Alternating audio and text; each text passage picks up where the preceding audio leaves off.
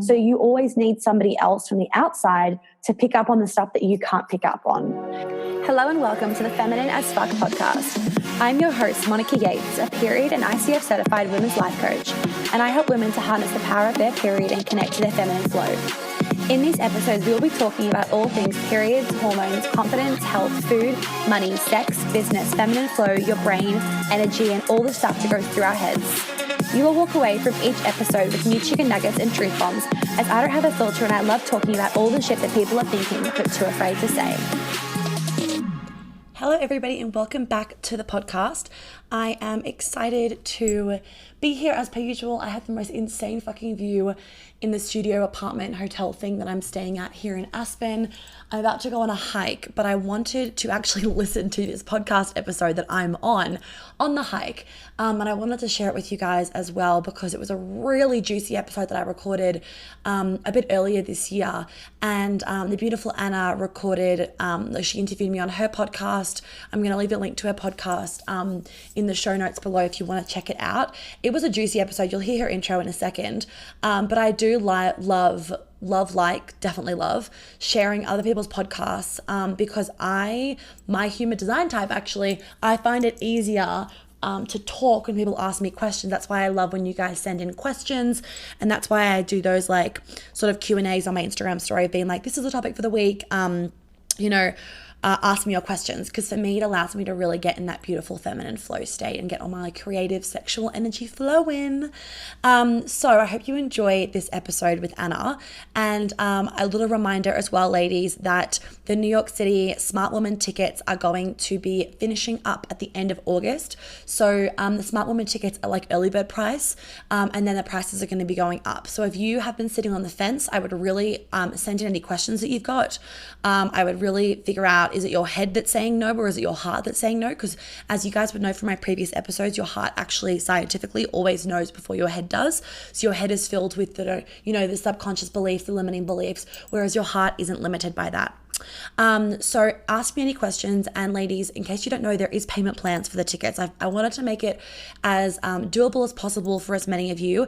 I also have got a notification that there was a price drop in the flights from Australia, so you might also want to get on that because the prices right now are pretty good for Australian flights to New York, like really good price wise. So I would jump on that. Make sure you're in the Facebook group as well so that you can buddy up with other women to stay in the Sonder apartments or any of the other locations. And if you have any questions, send them to manager@monicayates.com.au, and we will get back to you as soon as possible. So I hope you enjoy the episode, and I'll talk to you soon. Bye. Welcome back to the podcast. I am so excited about today's episode, as I am with every episode, of course. But today I'm interviewing Monica Yates, who is an Australian period coach. She's host of the Feminine as Fuck podcast. She does business coaching, and she is just so passionate about helping women bust through their blocks so that they can step fully into their feminine flow and generate massive abundance in their business. She's so funny. She really tells it how it is. She has no filter, as she says on her podcast. And she's just so passionate about educating women about the contraceptive pill and about how to find wisdom in their periods. In this episode, we talk about how she became a period coach, so where that came from, how to extract the wisdom from our period, and how our periods can teach us so much about ourselves and our sexuality and our pleasure and all of that jazz. She talks about how she handles her haters and why she's getting a nutrition degree just to shut the haters up. We talk about tall poppy syndrome and how rife that is in both Australia and New Zealand. She talks about how she helps her clients clear their blocks to attract massive abundance in their business, how to have more pleasure in your life, how to have more play, and how she embodies the feminine and really flows in her business to just have more kind of ease and fun and play in her business rather than the push, which is the masculine way of doing business. And she also talks about how she has been so successful in her business so early on. She's 22 years of age and she's just doing incredible things. And she's one of those coaches who you can just tell that she's all about the impact. She loves transforming her clients' lives and empowering them to get their periods back and to come off the contraceptive pill and to build really heart-centered, aligned businesses that are thriving. And she's one of the good ones. And I'm really excited for this episode. We had a lot of fun. I'm here with Monica Yates, a master of periods, sex, femininity, energetic shifting, NLP, the subconscious mind, breaking through your barriers, calling you out on your BS, and so much more. Monica, is there anything I've missed? I don't know. There's such a long list. I don't know. I'm sure we'll dive into all of that in the next hour. But thanks for agreeing to do this podcast with me, despite vowing to never fraternize with air signs. You're a fire sign. I'm an air sign. Yeah, you don't. Oh my God, somebody yesterday actually said to me, we might not get along, I'm an air sign. I was like, oh fuck, I shouldn't have mentioned it on my podcast. So FYI, I will still take clients on if you're an air sign. Oh, it's so funny. Yeah, welcome to the podcast. Thank you for being here.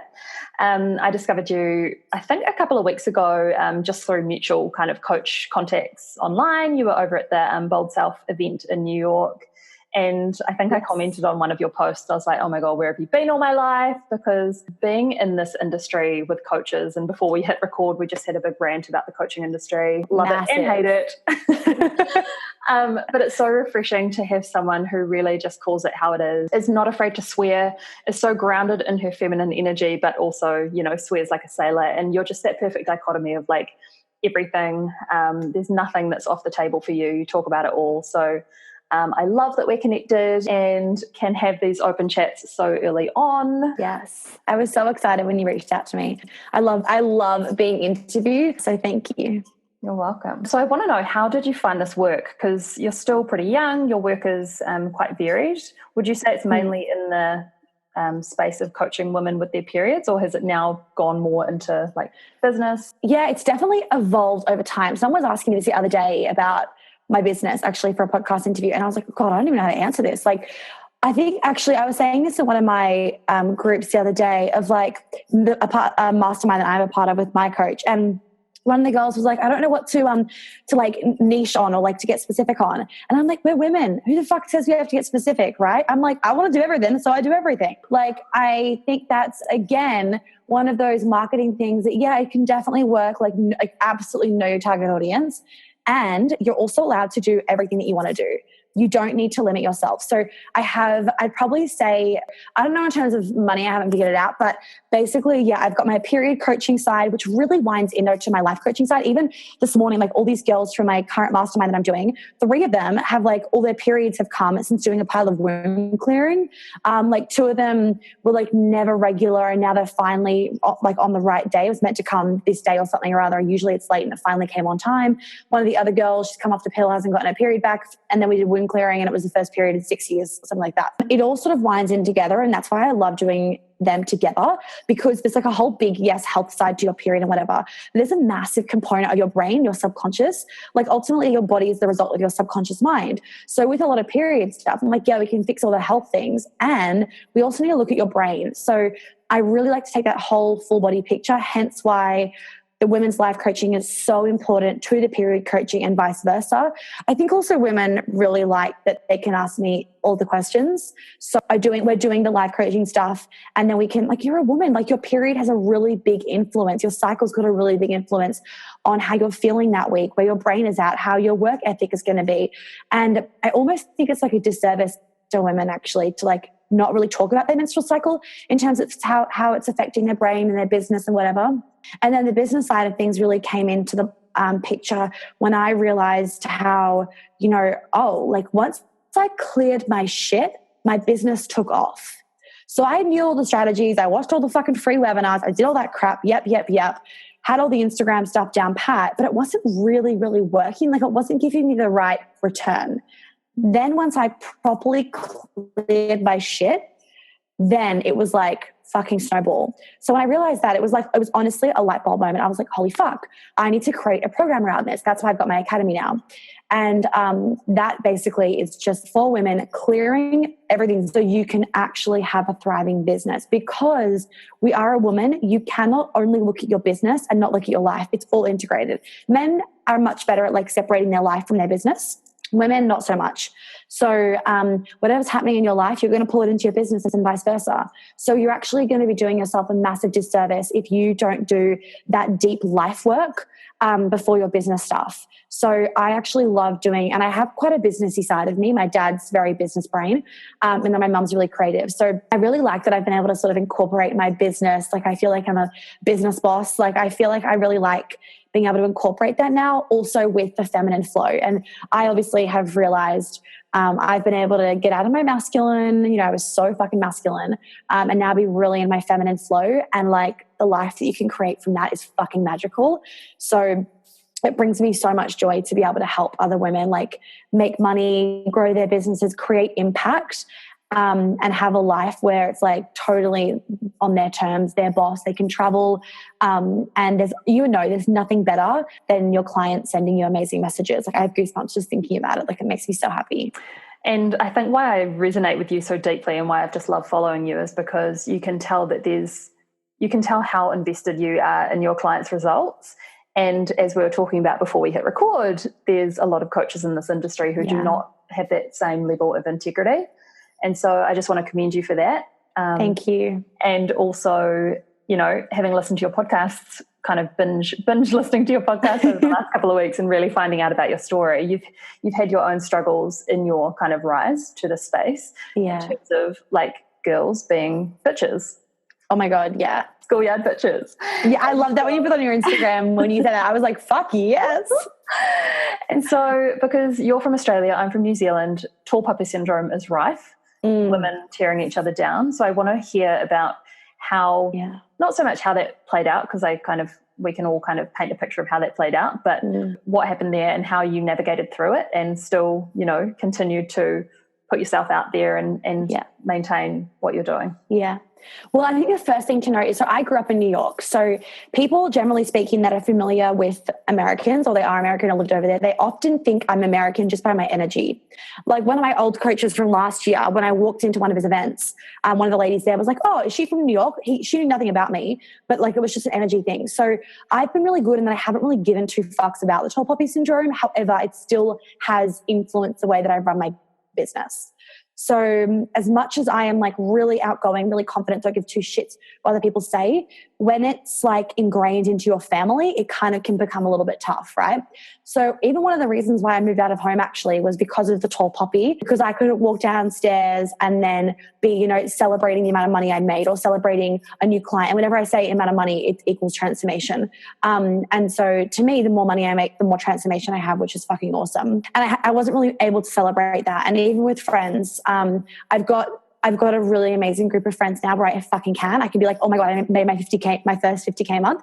And they're like, holy fucking shit. And they're celebrating, but never used to be able to have that. Grew up in New York. So that influenced my ability to not give a shit, because one thing I love about Americans is they celebrate themselves and each other much more than Australians. When I say tall poppy syndrome, they're like, what the fuck is that? Like, they don't get it, because it's like, let's all celebrate each other, girl power, American dream, all that stuff. How it has influenced me though, is definitely with the university stuff. So I'm nearly finished my Bachelor of Nutrition at the end of this year. And literally the only reason why I've done it is to get a piece of paper so I don't have to deal with people going, oh, you're not qualified. And let me tell you, the stuff that you learn in that degree, I would never, ever let my child go to a nutritionist unless they've done their own study outside of it. Because the stuff you learn in there is literally so vague and basic and outdated. And this is a lot of uni degrees. If you look at a lot of uni degrees, the stuff that you learn at uni, you don't even use in the workplace. Like, you learn so much when you're doing the job, not when you're like learning at uni, right? Obviously doctors and lawyers are a little bit different, but if you look at majority of things, that's what it's like, which is kind of fucking scary, to be honest. You spend so much time at uni, and people have said like uni is literally just a test to see whether you can stick it out. It filters out the people that don't actually want the piece of paper that much. So yeah, the reason why I'm getting my nutrition degree is literally for the fucking Australians that question me, so I can just shut them up, because I honestly can't be bothered. And then because I've had no American ever question me, but Australians will. And I rarely get it anymore because I'm quite I've shown my knowledge on Instagram, my podcast. I don't really get it anymore, but I used to in the beginning. So I literally have done that to cover my ass for tall poppy syndrome pretty much. So that's sort of how that's played out. I mean, obviously my family's really supportive, but classic, parents that grew up after the war, blah, blah, blah. They're very like more of a scarcity mindset, more of like go to uni, like that traditional go to uni, do that thing. Also like even with, the girls at school. So I'm not friends with any girls from the school that I went to in Melbourne, where I had my last 3 years of school. Literally do not talk to, I don't talk to any of them. They don't follow me on Instagram. I think some of them maybe still do. But yeah, one day I mentioned it in my podcast. One day I did this really fucking good post, and it was actually probably one of my highest engagement so far. And it was about anxiety and how a lot of women have anxiety, but it actually could be a progesterone deficiency. But doctors don't really mention that when you go in. They don't look at your hormones. But majority of women will have very low progesterone because we're so stressed. And every time your body secretes cortisol, it taps into your progesterone stores, so it depletes your progesterone. And I mean, I got some serious uproar from that post, which I honestly don't care because it makes people think, so whatever. That's my job. But yeah, one of the girls from school, she commented something, I can't remember what it was. She commented something really fucking horrible on the Facebook you know how it like transfers over to Facebook, your Instagram post? Yep. And then it was so obvious that like she'd put it in one of her fucking groups, because all the girls that were used to be my friends liked the comment and then like wrote something. I didn't message, I didn't respond, right? Because you don't feed that shit, you just delete it. Like, I don't care. Like, honestly, it just shows how fucking jealous they are. So I don't care, you know what I mean? Like it's not about like that I'm better than them or that they're better than me. Nobody is better than anybody. However, they are perceiving me as better than them. They're putting me on a pedestal because like I've got my own business and I'm living in a different city. Like, just because I'm doing that when I'm young doesn't mean I'm actually any different. Like, there is no shame if you're still 27 and don't know what you want to do. That doesn't make you a bad person, right? I have just figured it out faster. That's okay. Anyway, so yeah, they were schoolyard bitches, but I deal with bitches all the time, and honestly, I don't even care. I deal with a lot of vegan bitches. They put like so much anger towards me, and I'm like, it's so funny. They will send me the longest fucking messages, and I'll open it and I'll literally just go delete block. I'm like, I don't read it, and they've spent so much of their time sending me essays. I'm like, I don't read this crap. Like, I don't buy into it. Thank you, bye. It's just crazy that people actually have time to do that. And you're right, it's fueled by anger. It is. It's anger and jealousy. And actually, I was talking to a new client about this, about the too much. And I was probably one of those girls that was too much at school. And this client was the same. She was the too much girl. So much sisterhood wounding and stuff, like horrendous shit went down for her because she was the confident OTT girl. Then what happens is a lot of women will then go to the opposite extreme. They don't want to be seen. They don't want to be heard. They will cross the road to avoid like construction sites or to avoid certain people. And it's just like, that's not a way to live. Like, that's not a way to live. And this jealousy stuff is literally, I don't know where I was going with that. You said something about jealousy. I don't know. We'll leave it there. I'll come back to it later if I remember it. I lost my train of thought. Brain fart. And I love how you do this on your podcast. I forgot what I said. I have to rewind. Literally, because what will happen is like I will just blank when I'm talking. I'll go on this rant. I'm sure you get it when you're coaching. Yeah. I'll go on this massive rant. I'll blank and I'll be like, what was I talking about? I don't know. And then I'll just like go on something else. It's so funny. The download got cut off. Seriously, like my conscious brain came into it somewhere and now my subconscious is lost. Anyway. Yeah. But because we're such embodied, powerful, feminine women, we just kind of carry on that train. We don't make up stories. No, exactly. Okay, so you help a lot of women with their periods. Why do you think that so many women are struggling with their periods nowadays? There's no education about it. Like, we're taught at school, it's like the worst week of the month, and shove a tampon up there or a pad. It's gross. Keep it clean. That's it. Like, there is so much fear put into you at school when you learn about it. Even like the toxic shock syndrome. Fuck, you can die from like wearing a tampon. Oh my God, that shit's our period, right? Like, Jesus Christ. Like, it's really rare to die from toxic shock syndrome, right? I've left my tampon in sometimes when I was wearing them back in like, and now I have a Diva cup. Back in like I remember wearing one in before I slept in it, and then I wore it the whole day after. I'm still here, right? Like, it's Yeah, so honestly, so much fear is put into our minds. Obviously, a lot of our mums weren't educated, so then they can't educate us, and there's no shame to our mum. It's just that, I mean, I have a very close relationship with my mum. We are very open about periods, but she didn't know what I know, so she couldn't educate me about it. And then, of course, you go to the doctor because they train for 6 years at uni. You'd think they'd know the ins and outs of your body, and you go in there like me, really heavy period, literally on the toilet with a gushing out of you like a fucking fire hydrant. And they're like, oh, here's the pill. That'll fix the problem. You put your trust, you're like, okay, it'll fix it. You put your trust in these people, and it breaks my heart because I want us to be able to put our trust in people. They're our doctors that we should be able to, and they are not giving us all of the information. Yes, you can go on the pill.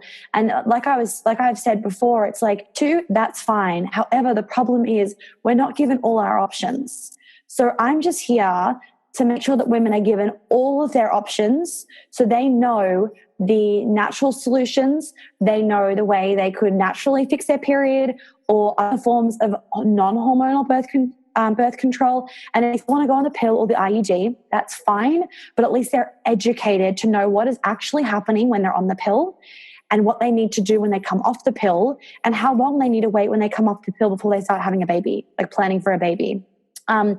And it's just this lack of education, and people think that the feminist movement, the pill gave us power. No, the pill took away our power. We started putting our power in a fucking drug instead of allowing ourselves to have the power in our own body, right? We're now powerless with our own body because so many women are like, what the fuck is happening to my body? They feel trapped and powerless in their body. And how horrendous is that? And I heard you saying on a podcast a couple of days ago, these women are put on the pill for their periods, for the, heavy bleeds or whatever, and then they start to experience depression. And so the doctor throws them another pill for the depression, and then they forget who they are and they forget what feels normal for them because they're so numb from all of this medication that they didn't actually need to take. 100%. Or classic case is one of some of my clients, they'll come on and they'll be like, oh yeah, had this problem with the pill, so I tried, and now I'm on Depo, blah, blah, blah. And I'll really casually just ask them in a session. I'm like, okay, so when did your anxiety start? And they're like, oh, a couple of years ago. When did you get Depo? Oh, a couple of years ago. I'm like, okay, do you think there's a link? And they're like, holy fuck. No one's ever mentioned that to me. I'm like, yeah, the anxiety doesn't just come out of that shit nowhere.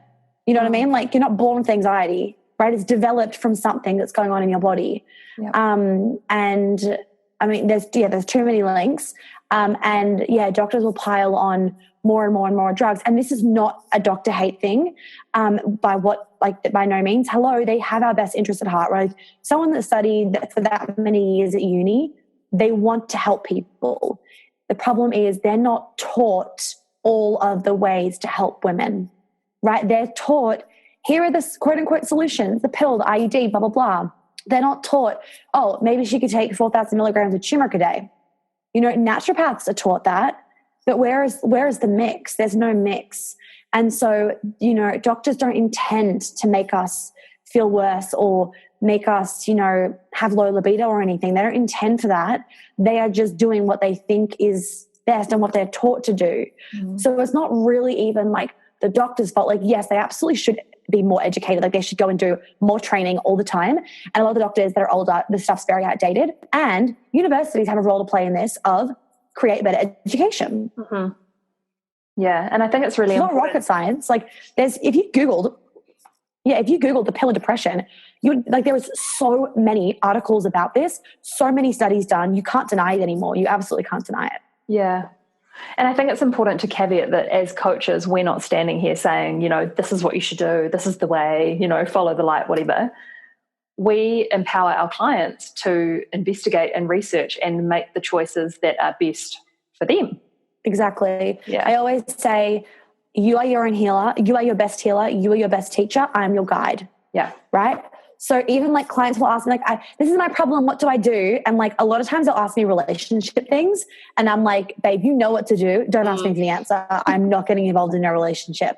Right? Because the thing is, you have all of your answers. Everything you need, all of your answers are within you. But a lot of us have blocked our intuition a lot. that's why coaches, they allow you, like, depending on the coach you are, like me, like what I do is, it's like we're clearing the shit so you can actually hear what your intuition and what your womb is telling you.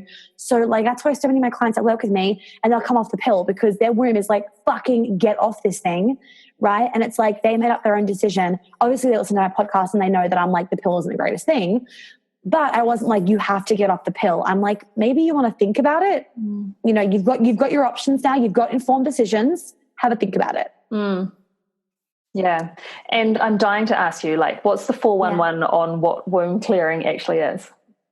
Oh, okay. Someone else asked me this the other day. So basically it's like energetic clearing for your womb. So as a woman, we hold a lot of trauma, a lot of grief, a lot of shame in our womb, whether it's childhood traumas, it could be fucking money traumas, it can be sexual traumas, it can be relationship shit, it can be anything, like literally anything. We hold it in our womb and in our cervix and that whole area of like our yoni and stuff. So basically what it is like, and like I say, like you're your own healer. So I'm not like my hands in front of you like, oh, let me heal you. It's like you're doing it yourself internally. So it's like imagining certain things in your womb, like different lights, different colors. Like I obviously guide my clients depending on what they need, pulling like certain energies out.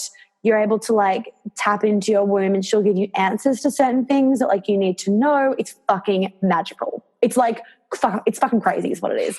I was actually doing a meditation before I came on this, and I had my hands on my womb, and I just thought for a second, fuck, this is so weird, isn't it? Like I got my hands on my womb and I'm like, oh, what did she say?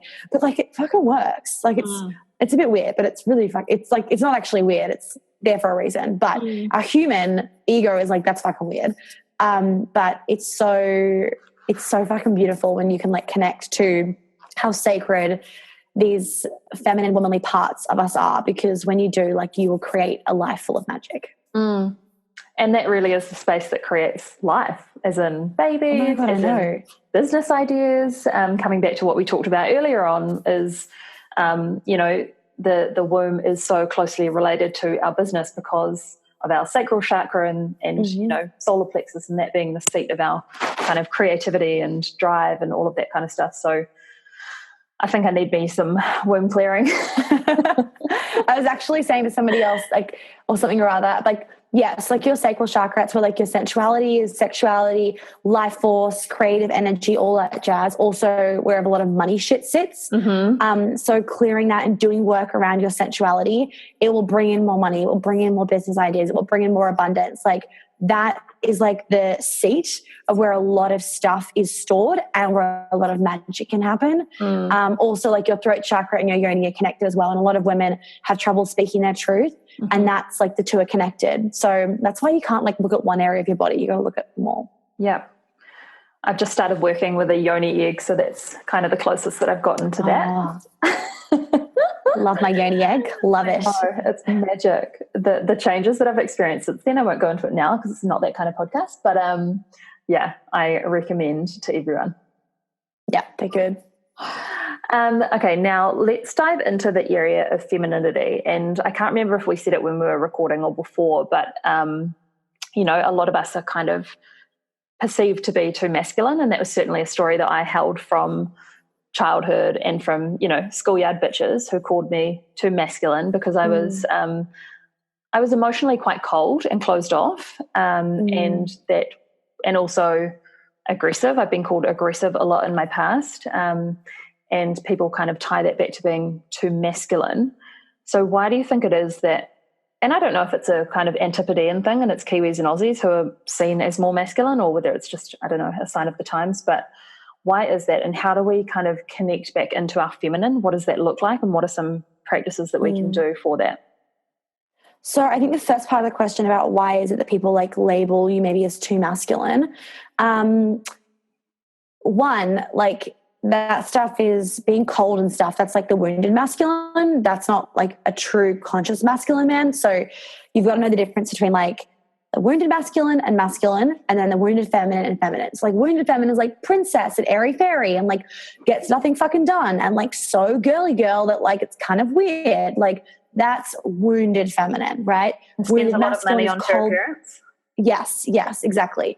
You know, and with the intention of that'll make me happy, or you know, with an underlying intention of something kind of negative. Mm-hmm. And then, you know, the wounded masculine are the typical like boy behaviors. Cold, aggressive, unemotionally available, really bad communicator, all that jazz. And then like a conscious masculine man is obviously like the better versions of those. So emotionally stable, he can actually speak his truth. He doesn't have, he's brave, he's compassionate, he's vulnerable, all that jazz. Anyway, so I think for a lot of people as to why they get called masculine isn't per se, well, it's just a wounded feminine calling a wounded masculine, isn't it? One. So of course she's wounded. So she's going to call anything, she's going to pick on anything she can to make herself feel better. And I think it's like, you know, girls are little, like when they're little, like when they're younger, like, oh, you're too manly or whatever. But they are viewing that through the eyes of a wounded version of what a woman should be. This is a hard question. Does that make sense?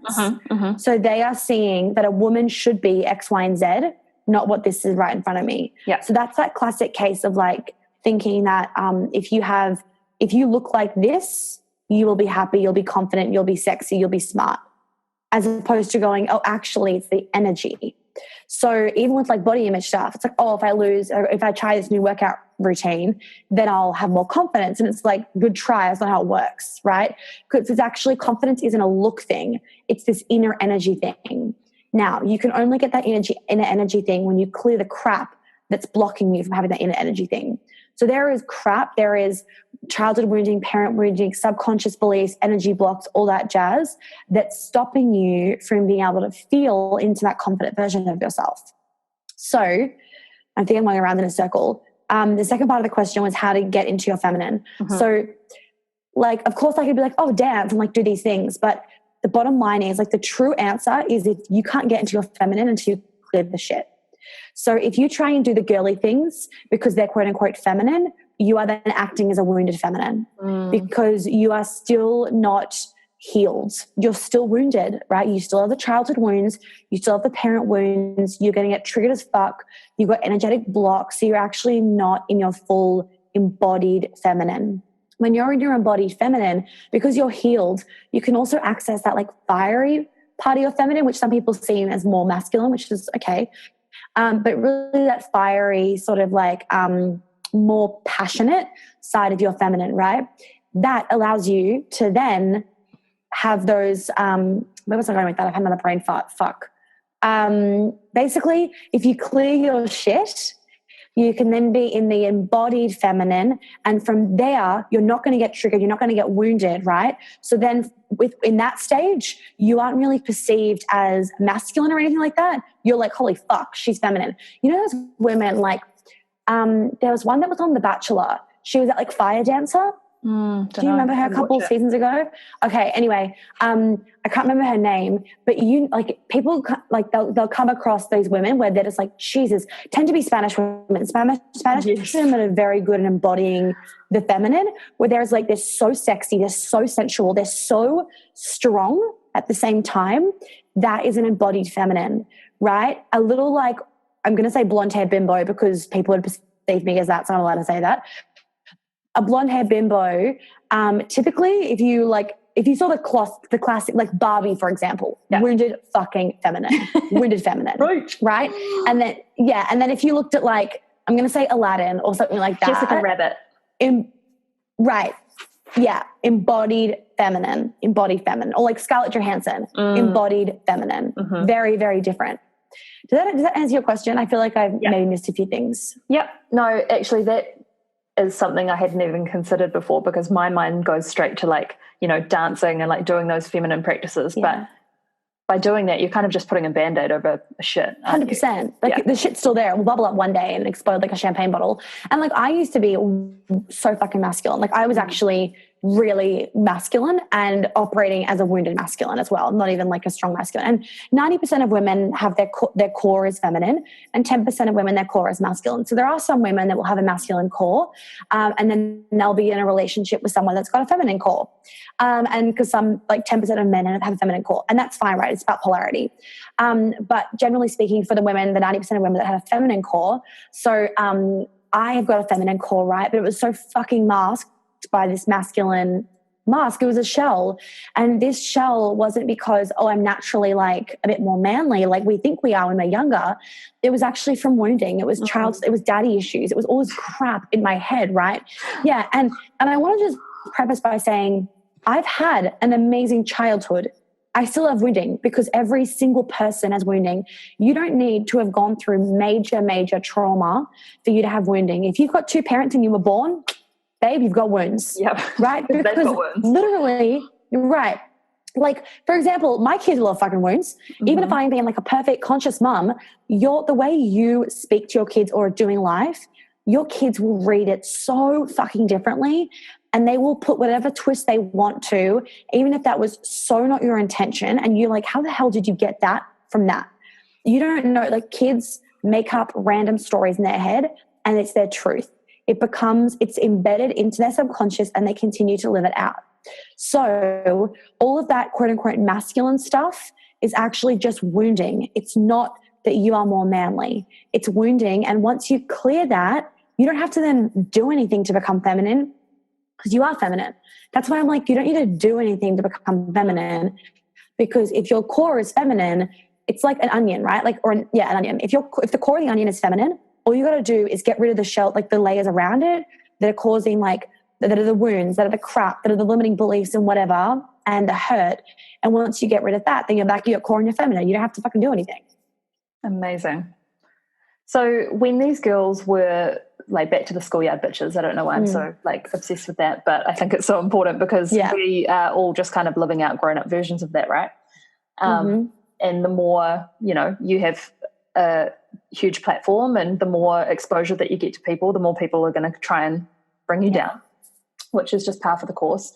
But how did you not let that affect you in your business? Like, have you had to develop a really thick skin, or is it because of your New York roots that it doesn't? Yeah. So I'm Sag and like rising moon, rising sun, both Sag, like 3 of my houses. Like, I am fucking fiery. I have a very thick skin. Like, yeah, things will sometimes trigger me, but like, I'm not saying I'm perfect. I have a very thick skin, but I will say I've had some messages like more in the earlier days that were really fucking like hurtful. I remember one girl actually, and I'm not going to name names, but she was in my grade and her older sister was studying to become a doctor. And she sent me a really horrendous message basically saying, she's studying, so therefore she knows everything. How can I be talking about periods when I haven't studied for 6 years at uni, blah, blah, blah. And I can't remember what I said back to her, but it was something with love of like, I'm sorry you feel this. Like, I always send back messages if I want to with love. Now I don't send back messages. I just block and delete. And I think I blocked her. But I did at the time. This was probably about a year ago now. I did send a message back to her with like love and just being like, I know what I said to her. I actually said to her, well, I really hope that you're going to be one of the doctors that does your own research and gives women other options besides drugs. Like, that's all I'm asking for. You know what I mean? I'm not saying that you shouldn't go study to be a doctor. I'm saying just be the doctor that gives all the options. Like, that's an amazing doctor to be, right? You'll get a good reputation. Now I tend to block and delete. Yes, sometimes it still hurts, but I also remember the amount of women that I'm helping, that I have helped, that continue to send me messages. So I'm like, cool, you can think whatever the fuck you want to think, but every single one of my clients does not think that. Every one of my past clients doesn't think that. And every one of my podcast listeners doesn't fucking think that. So like, legit whatever. Also, I own, and I have in the past as well, I own the fact that I'm not a doctor. So when people ask me like, oh, have you studied gyno? I'm like, nope, I wouldn't want to, because I wouldn't be learning the stuff that I'm taught, right, that I'm learning right now, right? Like, I would waste all that time at uni, all that money, all that hard-earned time to not know the same shit that I know now. Like, yeah, I know the basics about a reproductive system, and I can also learn that in my own time. So I try and own it. And the biggest thing, so this is actually the biggest thing, if you are triggered by something, or if somebody sends you a hurtful message and it makes you feel hurt, it's because some part of you believes it. So when this started happening, I realized, okay, there is a fucking insecurity about me not having a piece of paper. Another reason why I got my bachelor, right? Like, I was like, okay, I need to get it, because it's actually like, there's some part of me, and this is just because it's been ingrained in me from society. There's some part of me that's like, you got to get a degree to talk about this shit. So I'm like, oh, fuck, whatever, I'll get one. Right? So like, whatever. So firstly, whatever they're sending you, if it actually really does trigger you, just like be like, okay, where can I actually grow from this? Where is this triggering me because I'm also insecure about this? And then block and delete. Also, people, I mean, YouTube is a classic example, right? People will spend, I mean, oh my God. So like about a month ago when I had my leg, like my last leg surgery, I don't know whether you wouldn't have seen it, but I got this massive vegan blast.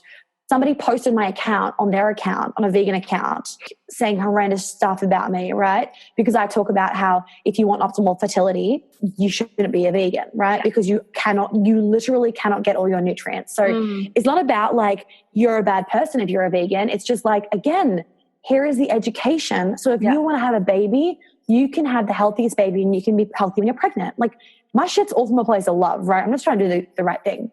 Anyway, and the amount of vegan hate I got like over those 2 days, it actually got to the point where somebody posted me on like, it was a vegan hate Instagram, and they posted quite a few other Instagram people and abused the shit out of them. Like, how about you get your throat slit? Like, it was nasty shit.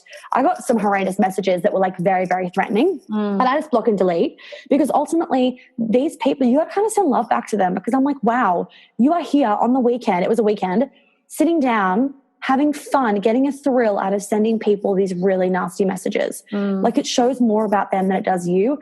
And you kind of got to send them love, because I'm like, wow, they have that much time. They have that much time in their boring life to send me a fucking message.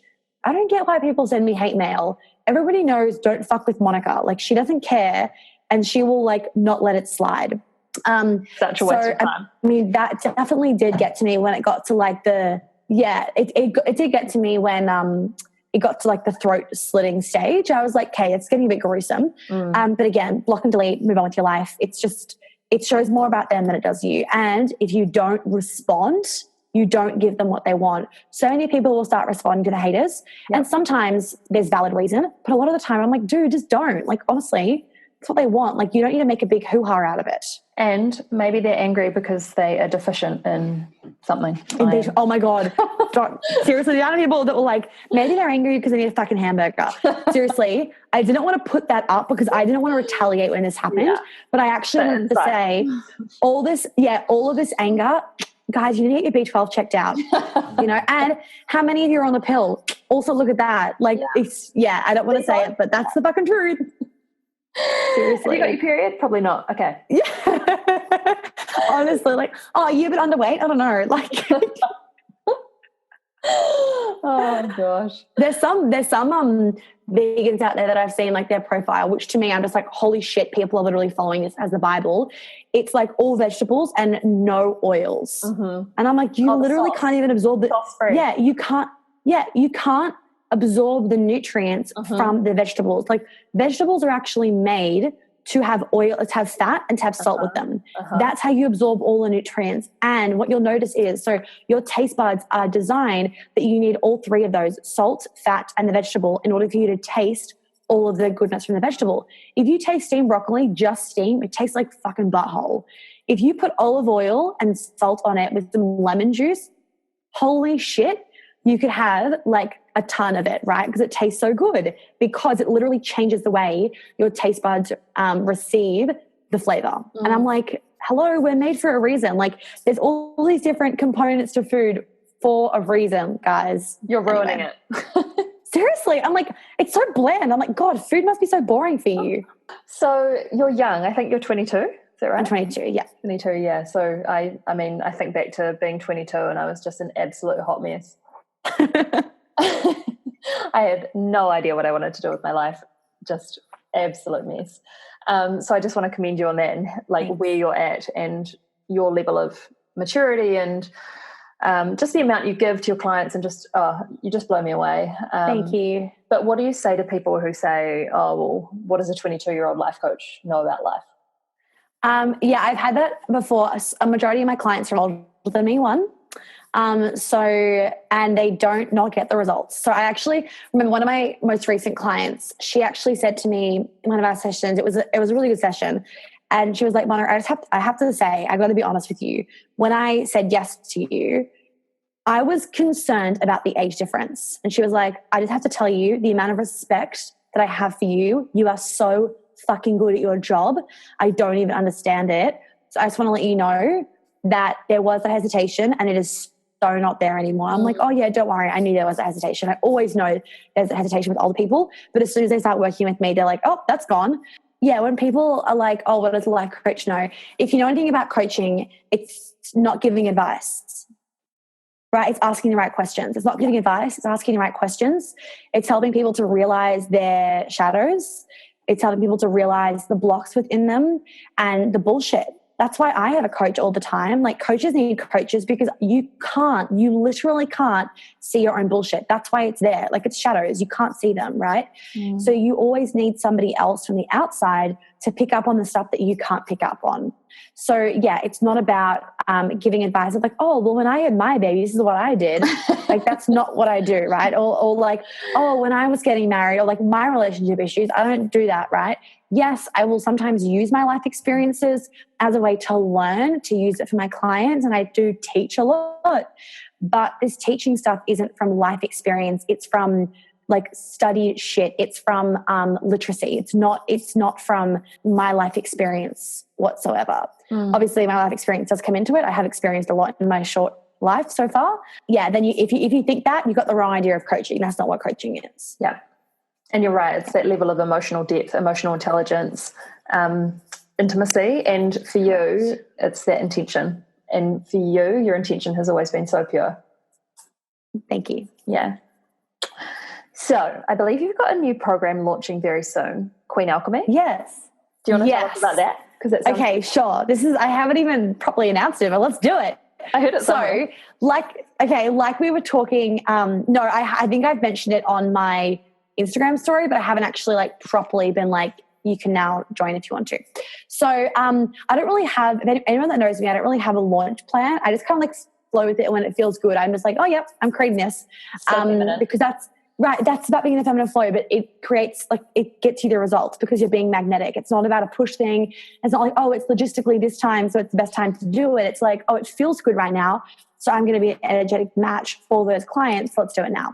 So Queen Alchemy, like we were talking before about the sacral chakra, sensuality, sexuality, creative life force, creative energy. Basically, Queen Alchemy is all about allowing yourself to tap into that sensuality, understanding the energy in your sacral chakra, releasing a lot of like sexual trauma, sexual trauma can be from fucking society, FYI.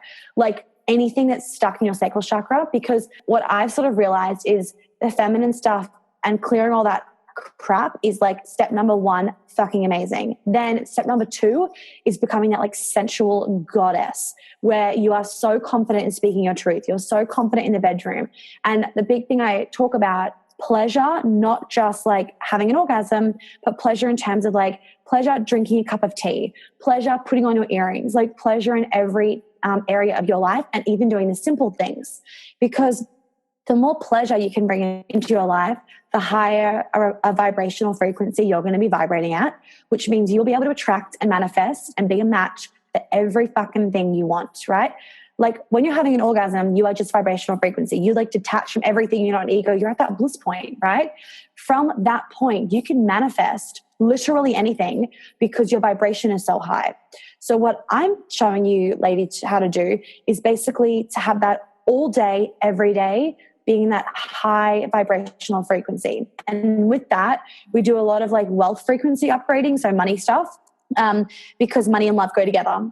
So if you are vibrating as high frequency in terms of sensuality, let's bring money into it because they vibrate at the same frequency. Everybody likes more money. Everyone has fucking money issues. So it's about wealth frequency and it's about sensuality and like being turned on all the time. Because also, if you are turned on in your life, it's easier to be turned on in the bedroom.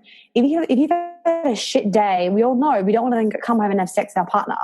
But if you have had a day where you have felt juicy and alive and sensual, then it's more likely you're going to come home and have amazing sex, which is going to make the world a fucking better place. True that. And what was coming up to me as you were speaking was, I can't believe I'm sharing this, but I'm kind of seeing this guy at the moment. And last night he was trying to like sext, and I just couldn't even go there. I was like monkey emojis, just like, oh my fucking God, what is happening? Right, that's a block. I know. And so is that womb clearing kind of stuff that... Yeah, that's all that sensuality stuff. So if you are like, oh, this is the classic case, right? A lot of women don't voice this, or like, I'm going to say this and you're going to be like, holy shit, yes. Slow sex. When you have sex with fucking eye contact, with like the slowest movement, with like, it's the key thing. Basically, when you're having slow sex, it's about sensation, right? It's about how much sensation can I have pulsating through my body. So like if you hover your hand over your other hand, you can feel it in your hand, right? Like you can feel it. Imagine that all over your body. So what happens is when it's really slow and soft, your sensation actually gets heightened. When it's really, really hard and fast sex, and we all like a quickie and we all like some hot, sex, totally. But when it's like that all the time, for a woman especially, it actually shuts down your sensation because you become overstimulated that you're like, oh, off we go, like as in the switch is off, right?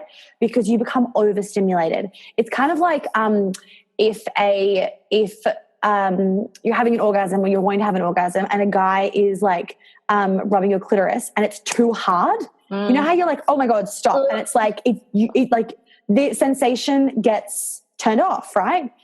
If you haven't had slow fucking sex, or if you are like, oh my God, I could not stare at somebody for 2 minutes whilst we're having sex, then I'm like, there's a block. Because when you can do that, and when you can sext, and when you can send nudes, and when you can do all these things that are classified as the bad girl things, you are living a life of fucking freedom, right? Because you're like, one of the questions I will ask in like a deep meditation thing when I get people into alpha brainwave states, like, how do you really want to dance when nobody is watching?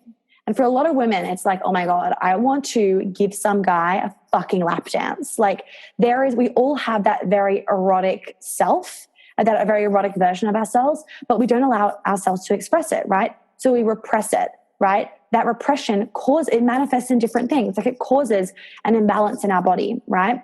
Where part of you is like, I really want to sex, but you're like, no, this is so awkward. I can't do this, right? That's a block. So if you are like wanting to do certain things and you don't have the confidence, or like you don't have you literally don't have the fucking physical ability to speak that out, there's a block there. So like even sexting, sending nudes, speaking up for like what you want, anything like that, initiating sex, there's a block.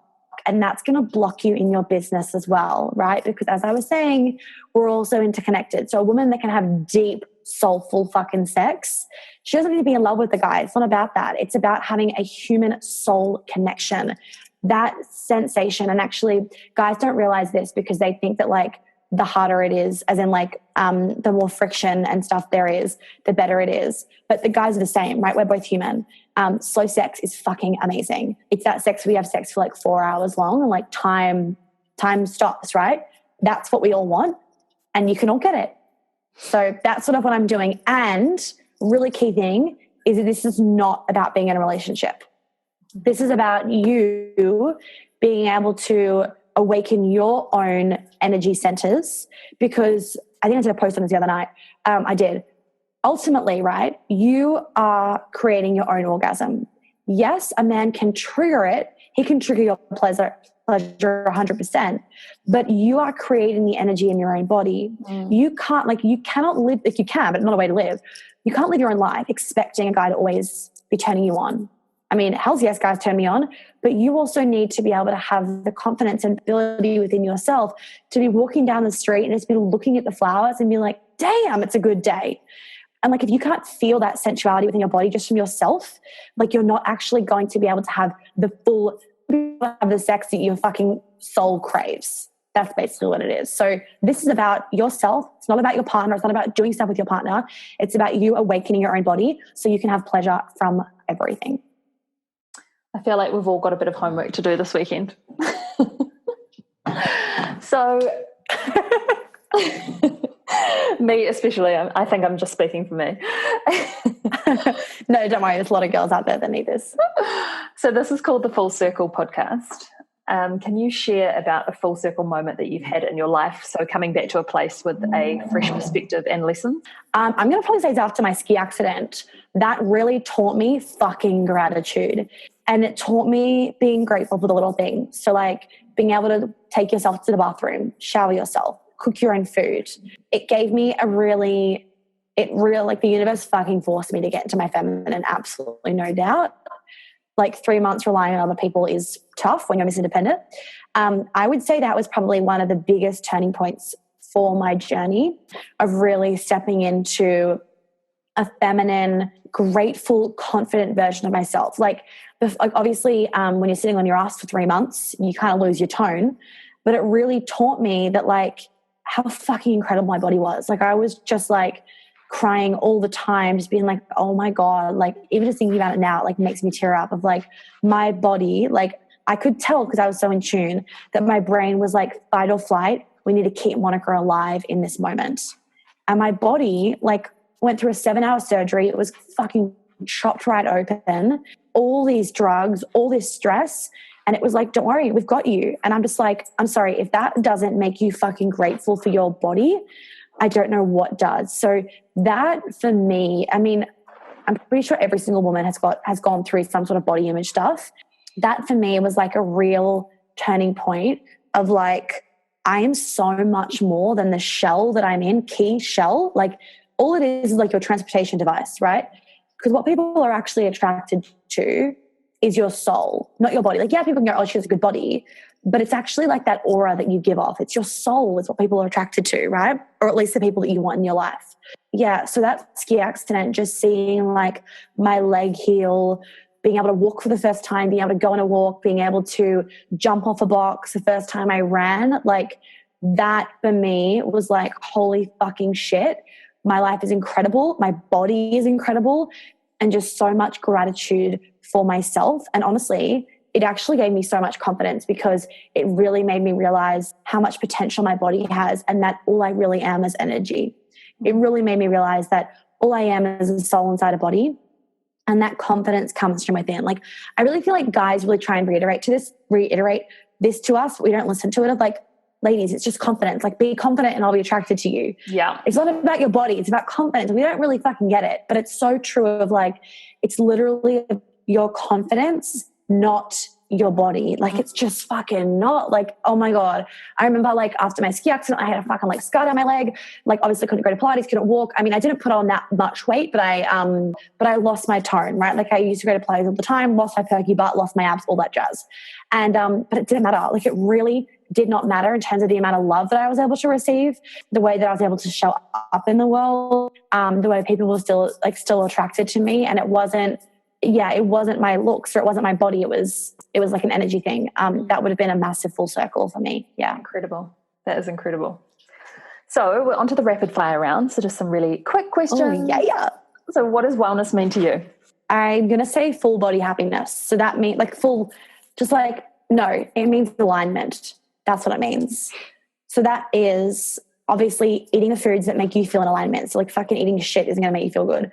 So the food stuff, getting rid of your crap so that you can actually feel amazing in your life, working on your confidence, working on your femininity, being like having that like inner peace where it's like this just occurred to me actually. When you judge yourself less, people don't judge you as much. That just came through, right? Coming to that place of like not having self-judgment because people won't judge you as much. And if they do, or if they say something nasty, like it just brushes off because you have so much confidence and so much self-assurance and self-validation that nobody can shake you. That really doesn't sound like wellness, but to me, I feel like wellness is just like this whole round and like being well. And you can't be well just by exercising or just by eating healthy. It's literally everything. It's literally everything. Having a good cycle, everything. What would you tell your 20-year-old self? I feel like that wasn't that long ago, but let's go there. I don't know, what the fuck was I doing when I was 20? My life has grown really rapidly. What was I doing when I was 20? Oh, can we do younger? I've got no fucking idea. What would you tell your 15-year-old Let's do like, self? Okay, 15. Yeah, cool. 15-year-old self would be stop trying to think that you have to impress the boys. stop thinking that sleeping with guys is going to make you liked. I wasn't sleeping with guys at 15, but a few years later I was. Don't be afraid to be the too much girl. Yeah. What does your self-care game look like on a typical day? Good question. I came with a client the other day and I was like, we're talking about self-care. She's like, oh yeah, like I have baths and everything. I'm like, yeah, but you talk to yourself like shit, don't you? So like this external self-care is really good, but if you haven't done the internal self-care, it's not really self-care, is it? So I'm going to say I do a lot of internal self-care and I do external. So the way that I feel good in myself is waking up and doing whatever I want to do in the morning. Some days that's I've just had my surgeries. I can't exercise that much. But some days it's exercising or going to Pilates or going for a walk or doing yoga. And then some days it's like reading for 2 hours in bed with a cup of tea and journaling and then maybe exercising in the afternoon. For me, it's like self-care is listening to your intuition and living by your intuition, because then you're actually caring for yourself. And I have baths and do all that shit. But yeah, like deep answer, but it's when you are living in alignment and you're listening to your intuition, you will be doing the things that care for yourself.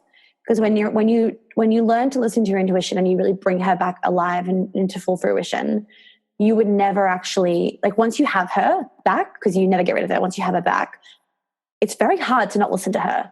Like she will scream at you. Yeah, I'm going to say living with intuition is self-care. What are you currently reading? I'm rereading a book about tantric sex. And I'm also currently I read about 5 books at once. I'm also currently reading a money book called Creating Money. And then I'm also currently I just finished reading actually Men Are From Mars, Women Are From Venus. Oh yeah, I'm reading that too. Holy shit. Such a good book. Yeah. And then I'm also reading The Power of Now by Eckhart Tolle. Oh, I just ordered that. It arrived this week. Love. Oh my God, talking about synchronicities. I know, because I just finished A New Earth and like it blew me away. Beach or mountains? Oh, mountains. That's easy. Ski mountain with tons of snow and a really beautiful house to live in. It's got to be American ski mountains. Who or what inspires you? Oh, Jesus, that's a hard question. This is probably like the most random answer. I actually don't really have a person that I follow very, very, very diligently. Like I've always said that I want to be like the girl version of Tony Robbins in terms of having that much of an impact for that many people. I never want to work the way he does. He works crazy hours. I could never do that. But I do want to be able to have that much of an impact. So he's definitely a role model in terms of like the size of his events is what I want to be able to do, what I will do. However, and this is a bit left of center, I think it's very important that when you're starting off, if your logical brain needs to follow somebody to know, because your brain will often need to know it's possible to do X, Y, and Z. So knowing other people that have done it is very good for your logical brain. I, however, don't really have somebody that I like really, really look up to in that role modeling sort of way, because I feel like I'm my own role model in that I'm creating my own path. And I definitely feel like sometimes when you're so hooked onto somebody else's path, you can actually limit yourself from the possibilities. So my role model is probably my imagination, because that allows me to see what's possible. Amazing. What are you working on this year in your business? Do not know. Yeah, like it's so flow that I couldn't even tell you. Like that's why I don't have a launch plan. So I've obviously got this. I'm doing the second round of my academy, which I fucking love. Doing all my programs, which I just freaking love. Like I can never not do them. Like the thought of taking a holiday for me just like doesn't excite me, because I'm like I need to have my clients.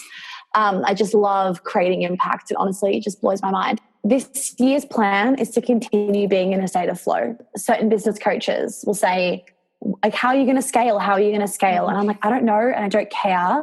If I do care, I don't know. I don't need to know how. It will happen. And the universe will bring it to me exactly when I need it to come. The one thing I am working on is I am going to do my first 3-day event this year in New York, which I'm really excited for. So I'm going to do my first 3-day transformation event in New York. But besides that, I don't have any major like working towards things. I literally flow with it. And when the universe hands me something, I will take it. Yeah, we need to scale our happiness and our alignment and then worry about the business stuff later. Yeah, what I really realized scaling like as in growing very quickly, which I fucking love, is that it's very important as a woman especially that you focus on your love and connection. All that scaling means fucking nothing. Like, so tonight I've got like a little dinner party with some of my girlfriends and we're all coming over and bringing a plate. And I'm like, to me, that's so important, right? That brings me so much happiness. And money does buy happiness. Like, it bought me my first Celine bag, which made me very happy. So it does buy happiness. And if you only have money and you only have your business, as a woman, you will never be fully satisfied. As a woman, our first priority is love and connection. If you do not have love and connection in your life, you will never feel fulfilled. Men, their first priority is passion and purpose, so they can have their business and be very, very, very happy. But for women, we're just wired differently. So stop trying to like have this crazy successful business and not prioritize your love and connection stuff, because honestly, it'll mean like the business stuff will mean nothing if you don't have people to share it with. What are you working on inside yourself? Really, just more femininity. Like I feel like I'm just always on the feminine journey. I feel like New York was a big, it got me even more into my feminine. Every time I go to New York, I get more into my feminine, which is really random because a lot of people find it a very masculine city, a very hustle, but I'm very grounded when I'm there. It's my soul home. I'm going through an up level at the moment. So I've been quite tired. So I've been really diligent about doing my, making sure I'm channeling, making sure I'm moving the energy through my body, blah, blah, blah. I'm saying what I'm working on is just becoming more magnetic and focusing on impact and just being more in constant states of up-leveling, being even more in alignment and creating massive impact for people and massive transformations, not at the expense of my own health. So really living, actually, really embodying what I teach, which I already do, but like continuing to always practice what I teach as well. So, like dancing every day, doing the stuff that makes me, feel into my sensuality and all that jazz, and really embodying that, because I feel like a lot of coaches, they can teach it and they slip away from it. They once did it. And then when they start teaching it, they're like, oh, I don't have to do it anymore. I wouldn't say there's one thing, but new things come up all the time. I just roll with them. And what do you wish that more people knew about you? Is that how I show up on Instagram is exactly how I show up in real life. It's not filtered at all. Like nothing is filtered, except if I have like whether that fairy filter on my eyes, because I love that one. It makes me feel very feminine. Nothing is filtered in terms of like my language or anything like that. And also I do want to say that I know people know this, but I just want to put it out there that my intention always is transformation and helping women experience the life that I am now able to experience that I once wasn't experiencing. And it makes me very happy that I'm also able to be the leader for so many young girls. I've got a lot of young girls doing this work as well that are, young 20s, like or mid 20s. And and that to me warms my heart, because when they're 35 and married or having kids, they've done the work. Like how freeing is that? So yeah, my purpose is always to provide transformation and impact. Even when I'm posting testimonials, it's not to toot my own horn. A little bit it is to be like, I'm good at my job, but it's actually to be like this, we're all average women. We're all women, right? Nobody's better than the other. And these women have gotten these results from themselves. Like they get their own results. I guide, they get their own results because they put in the work. So can everybody else. Yeah. Nobody's too broken. Nobody's too unfixable. If you want to heal, that's the first step. Intention is the first step. And finally, where can the listeners find you?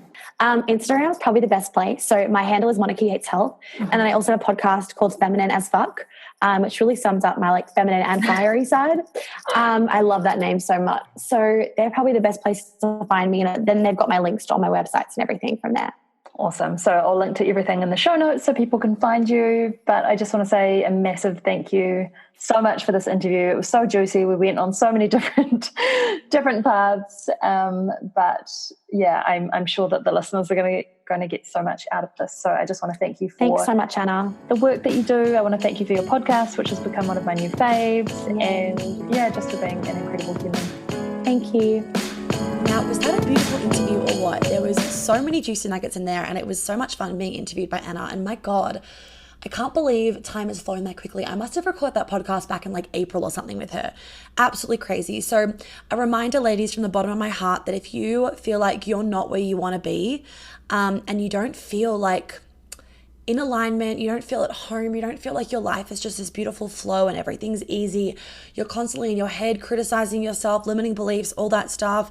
You feel like your heart is closed. You're attracting things that you don't want. Then I really, really recommend that you come to the New York event. You check it out. You send me an email or an Instagram DM, because the intention behind making this event was so that I can help every single one of you on a deeper level, an in-person level, where you can come and just do 3 intense days and like, you are done. Like, you don't need to then go and do 1,000,001 courses afterwards. Like, you can be done after 3 days. I know some people say that you can't, but you can, because that was me. Like, I was done pretty much after 3 days. And of course there was more work that I kept doing, but the biggest step was done after like a 3-day immersive experience. So if you feel like you're not open, that your womb isn't cleared, that you've got any sort of sexual trauma, any trauma at all, any stuck energy where you feel like you're a little bit closed off, or you struggle to like fully fucking surrender in sex, or you've had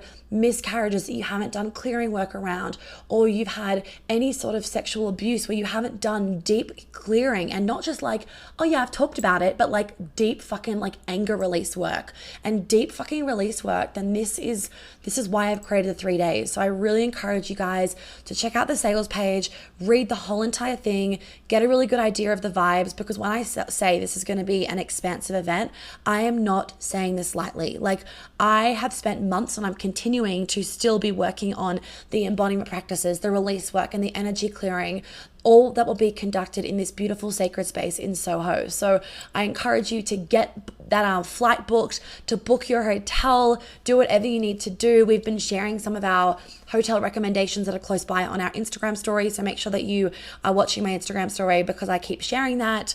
But guys, like, if women are getting massive transformation after my Australian 2 or 3 hour events, then what the fuck is going to happen in the 3 days? Like, seriously. And if you think, I don't have any work to do, that's because the blocks are so deep you can't even see them, because your subconscious brain, you can't like necessarily pick them up. It can be pretty fucking deep. Anyway, I'm going to leave it there. I hope you have a fucking magical day. Oh, it's 11:11.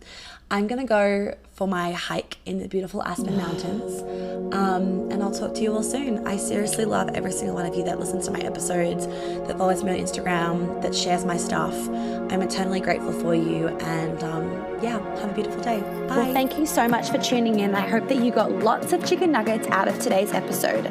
I would be really, really grateful if you'd be able to leave me a review and a star rating that you think is appropriate, hopefully 5. And if you could share this podcast so that I can help more women live a life of flow and ease, I would be so fucking grateful. Make sure you tag me in it on Instagram so I can personally thank you, because I know so many of my clients have found me literally because their friends have posted about my podcast on their Instagram story. And I just want to help as many women as possible. So by you sharing it, I would be so fucking grateful, and I'm sure your friends would be too. If you do want to work with me, please do check out my website for all those details. And of course, you can DM me on Instagram with any other questions. If you have any podcast things you want me to talk about, any ideas, any feedback, I am always open to it, and I always love hearing what you guys have to say. So please don't hesitate about that either. I will catch you on the flip side. Have an amazing day or night wherever you are.